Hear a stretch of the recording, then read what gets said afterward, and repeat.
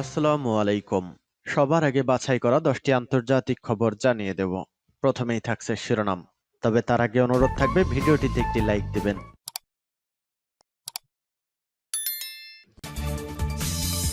দখলদার ইসরায়েলি বাহিনী এবং ফিলিস্তিন পুরোদমে যুদ্ধ চলছে। জানিয়ে দেব হাতে থাকা সর্বশেষ আপডেট আন্তর্জাতিক সংবাদ। প্রথমেই সংবাদ শিরোনাম।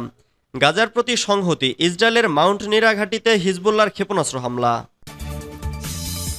এরপর জানিয়ে দিব হামলার সিদ্ধান্তে অটল ইরান। এদিকে রাশিয়ার ভেতরে অগ্রযাত্রা অব্যাহত রাখার দাবি ইউক্রেনের, পরবর্তী ধাপের আক্রমণ শুরুর ইঙ্গিত। এরপর জানিয়ে দিব সমাবেশে ব্যাপক জনসমাগম দেখাতে এআই প্রযুক্তি ব্যবহার করেছে কমলা হ্যারিস। আরও জানিয়ে দিব গ্রিসে দাবানলে একজনের মৃত্যু, সরিয়ে নেওয়া হয়েছে হাজার হাজার মানুষকে। সর্বশেষ জানিয়ে দেব রাজনৈতিক কেলেঙ্কারি, আগামী মাসে পদত্যাগ করবেন জাপানের প্রধানমন্ত্রী। এতক্ষণ শুনছিলেন সংবাদ শিরোনাম, এবারে বিস্তারিত। তবে অনুরোধ থাকবে ভিডিওটিতে একটি লাইক করবেন এবং কমেন্ট করে জানিয়ে দিবেন কোন জেলা থেকে আপনি আমাদের এই ভিডিওটি দেখছেন। গাজার প্রতি সংহতি, ইসরায়েলের মাউন্ট নিরা ঘাঁটিতে হিজবুল্লাহর ক্ষেপণাস্ত্র হামলা। ইহুদিবাদী ইসরায়েলের উত্তর অঞ্চলে মাউন্ট নিরা সামরিক ঘাঁটিতে কাতিউসা রকেট দিয়ে হামলা চালিয়েছে লেবাননের হিজবুল্লাহ যোদ্ধারা। গত মঙ্গলবার সন্ধ্যায় হিজবুল্লাহ এক বিবৃতিতে এই তথ্য জানিয়েছে।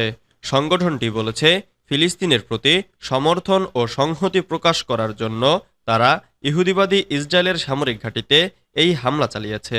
একই সাথে ইহুদিবাদী ইসরায়েল লেবানন ও গাজা উপত্যকায় যে বর্বরতা চালাচ্ছে তারও জবাব দিয়েছে এই হামলার মধ্য দিয়ে। এর আগের দিনও হিজবুল্লাহ ইসরায়েলের উত্তরাঞ্চলে সেনা সদর দপ্তরের ব্যাপকভাবে রকেট হামলা চালায়। ইসরায়েলের ক্ষেপণাস্ত্র প্রতিরক্ষা ব্যবস্থা আয়রন ডোম সে সমস্ত ক্ষেপণাস্ত্র ভূপাতিত করতে ব্যর্থ হয়।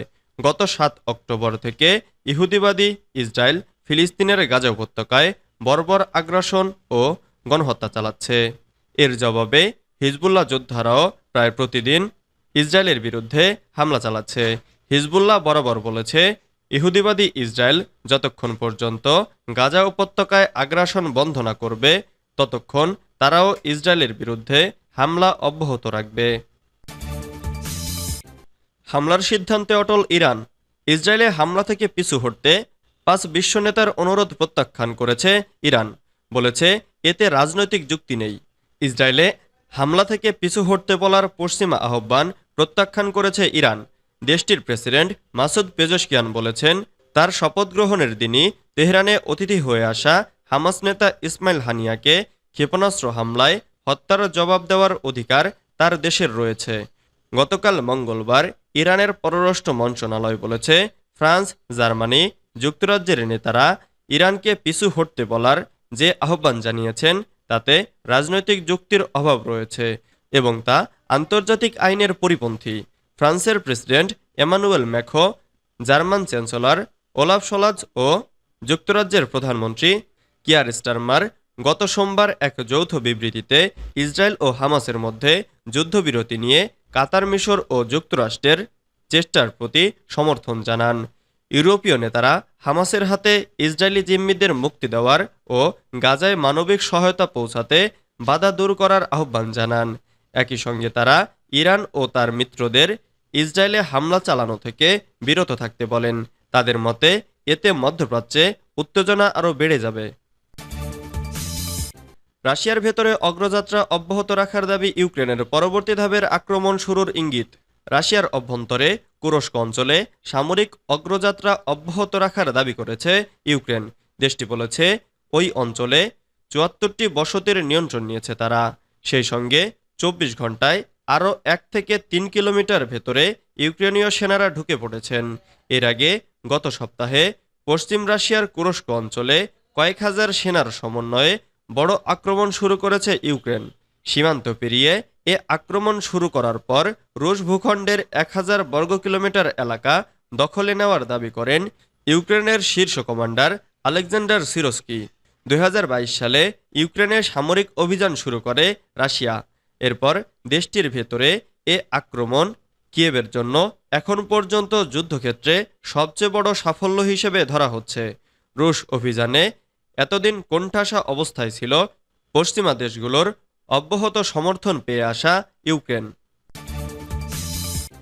সমাবেশে ব্যাপক জনসমাগম দেখাতে এআই প্রযুক্তি ব্যবহার করেছেন কমলা হ্যারিস। যুক্তরাষ্ট্রের প্রেসিডেন্ট নির্বাচনে ডেমোক্রেটিক প্রার্থী কমলা হ্যারিসের জনপ্রিয়তা ক্রমাগত বাড়ছে, যার প্রমাণ তার নির্বাচনী সমাবেশে ব্যাপক জনসমাগম। তবে রিপাবলিকান প্রার্থী ডোনাল্ড ট্রাম্প এই জনসমাগমকে ভুয়া বলে দাবি করেছেন।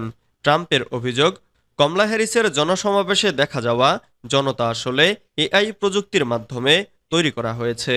গত রবিবার ট্রাম্প সামাজিক যোগাযোগ মাধ্যমে এই অভিযোগ তুলে ধরেন। ট্রাম্প তার পোস্টে উল্লেখ করেন, ৭ আগস্ট মিশিগানের একটি টার্মাকে কমলার সমাবেশে জড়ো হওয়া বিশাল জনতা আসলে ছিল না। তিনি দাবি করেন, এআই প্রযুক্তি ব্যবহার করে কমলা হ্যারিস তার অনুসারীদের ভিড় দেখিয়েছেন। তবে কমলা হ্যারিসের প্রচার শিবির ট্রাম্পের এই অভিযোগকে ভিত্তিহীন বলে উল্লেখ করেছে। তারা জানিয়েছে, মিশিগানে বিমানবন্দরে হ্যারিসকে স্বাগত জানাতে ১৫,০০০-এর বেশি মানুষ উপস্থিত ছিলেন এবং ওই ছবিগুলো পুরোপুরি সত্য। সিএনবিসি ও গেটি ইমেজ ছবিগুলো যাচাই করে জনসমাগমের সত্যতা পেয়েছে। গ্রিসে দাবানলে একজনের মৃত্যু সরিয়ে নেওয়া হয়েছে হাজার হাজার মানুষকে। গ্রিসের এথেন্সের শহরতলিতে ভয়াবহ দাবানল ছড়িয়ে পড়েছে। এতে একজনের মৃত্যু হয়েছে। স্থানীয় সময় সোমবার ফায়ার সার্ভিসের একটি সূত্র জানিয়েছে, উত্তর এথেন্সের ভ্রিলিসিয়া শহরের একটি দোকানের ভেতরে মৃতদেহটি পাওয়া গেছে। ধারণা করা হচ্ছে মৃত ব্যক্তি একজন নারী। ফায়ার সার্ভিসের মুখপাত্র কর্নেল ভ্যাসিলিওস ভাত্রোকোজিয়ানিস জানিয়েছেন, ম্যারাথন ও পেন্টেলি শহরের আশেপাশের এলাকাগুলোতে বেশ কয়েকটি দাবানল এখনও সক্রিয় রয়েছে। যদিও উত্তর পূর্ব অ্যাটিকা অঞ্চলে নতুন করে দাবানল ছড়ায়নি। রবিবার বিকেলে এথেন্স থেকে প্রায় ৩৫ কিলোমিটার উত্তরে দাবানল শুরু হয়। এরপর থেকে ৭০০-এর বেশি অগ্নি নির্বাপক কর্মী, ১৯৯টি ফায়ার ইঞ্জিন এবং ৩৫টি ওয়াটার বম্বিং বিমান আগুন নেভানোর চেষ্টা করছে। এসব এলাকার বাড়ি, ব্যবসা প্রতিষ্ঠান এবং স্কুল হুমকির মধ্যে রয়েছে, যার ফলে হাজার হাজার মানুষকে নিরাপদ স্থানে সরিয়ে নেওয়া হয়েছে। রাজনৈতিক কেলেঙ্কারি, আগামী মাসে পদত্যাগ করবেন জাপানের প্রধানমন্ত্রী। জাপানের প্রধানমন্ত্রী ফুমিও কিশিদা আগামী মাসে দীর্ঘকাল ধরে শাসনরত লিবারেল ডেমোক্রেটিক পার্টির নেতা হিসেবে দ্বিতীয় মেয়াদের জন্য প্রার্থী হবেন না। সাম্প্রতিক রাজনৈতিক কেলেঙ্কারির কারণে তার পদত্যাগের দাবি ওঠার পর তিনি এই ঘোষণা দিয়েছেন। বুধবার এক সংবাদ সম্মেলনে কিশিদা বলেছেন, এলডিপিকে একটি পরিবর্তিত দল হিসেবে উপস্থাপন করা প্রয়োজন। তিনি বলেন, স্বচ্ছ এবং খোলামেলা নির্বাচন এবং একটি মুক্ত ও প্রাণবন্ত বিতর্ক এখন আগের চেয়ে বেশি গুরুত্বপূর্ণ। এলডিপি যে পরিবর্তিত হবে তা দেখানোর সবচেয়ে স্পষ্ট প্রথম পদক্ষেপ হলো আমার পদ থেকে সরে দাঁড়ানো। কিশিদা আরও বলেন, জনগণের আস্থা রাজনীতিকে কার্যকর করে তোলে। এই শক্তিশালী ইচ্ছা নিয়ে আমি এই ভারী সিদ্ধান্ত নিয়েছি রাজনৈতিক সংস্কার এগিয়ে নিয়ে যাওয়ার জন্য। ১৯৫৫ সালে প্রতিষ্ঠার পর থেকে এলডিপি প্রায় অবিচ্ছিন্নভাবে ক্ষমতায় রয়েছে। তবে সাম্প্রতিক মাসগুলোতে এটি জাপানের কয়েক দশকের মধ্যে অন্যতম বড় রাজনৈতিক কেলেঙ্কারিতে জড়িয়ে পড়েছে।